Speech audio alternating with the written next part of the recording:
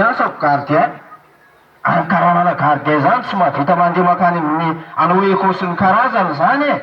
Za raha rehefa mihinana izay menakafo dia kisaorana ny tompo marary aho aiza ny azaka sahako teo an-tongotr'i Jesosy.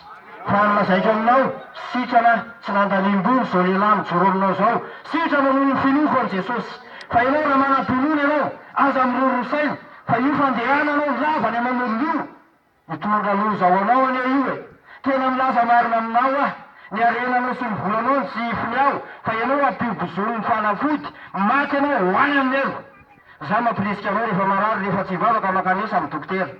Zay ihany no azo atao, hivavaka isika. Misaotra anao zay tompo. Raha mbola nomenao fotoana ahafahana mitory an'izany filazantsaranao zany.